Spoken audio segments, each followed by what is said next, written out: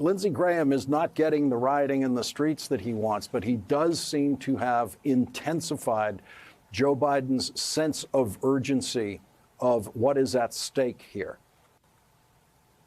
I think that President Biden clearly articulated what is at stake, but I want to urge caution that we not be distracted by the carnival barkers that we see in a Donald Trump or Lindsey Graham, and we ignore those who are just as dangerous to democracy, like Ron DeSantis or Brian Kemp or Brad Raffensperger. It is not simply those who yell and scream that we need to be afraid of. It's those who are architecting the very overthrow of democracy that we are seeing play out across this country. And we know that in the state of Georgia, Brian Kemp has architected a bill that was promulgated across this country that is undermining elections as we speak, because it is making it difficult for voters to be able to cast their ballots and have those ballots counted. We know that right now thousands of Georgia voters have been challenged because of an unlimited elector challenge process that was put in place by Brian Kemp and Brad Raffensperger. We know that black county election officials were removed from their offices because of SB 202.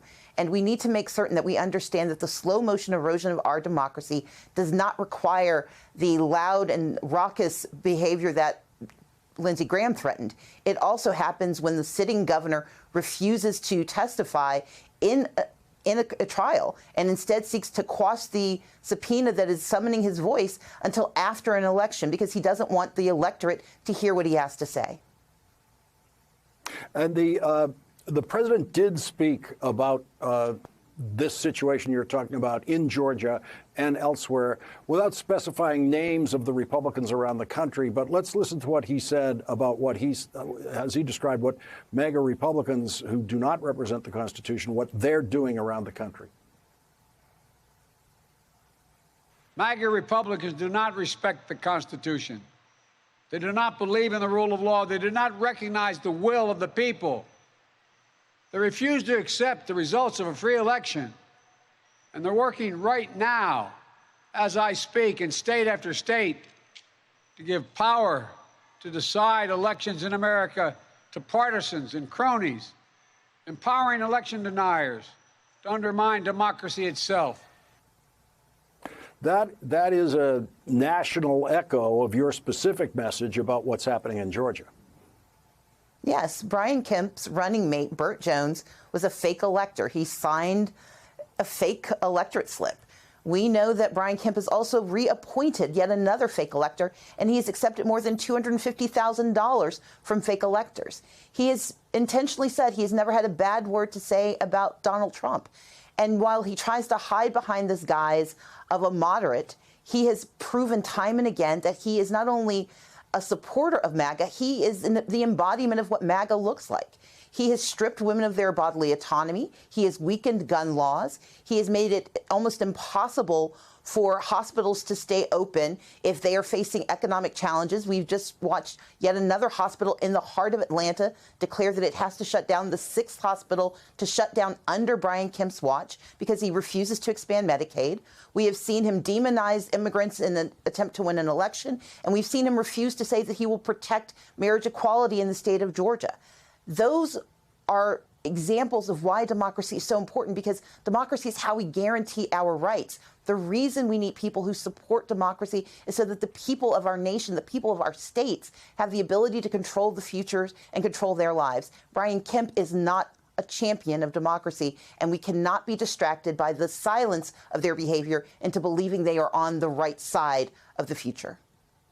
We saw a federal judge today order Senator Lindsey Graham to testify to the Fani Willis's grand jury in Atlanta about his attempts to interfere with the election there.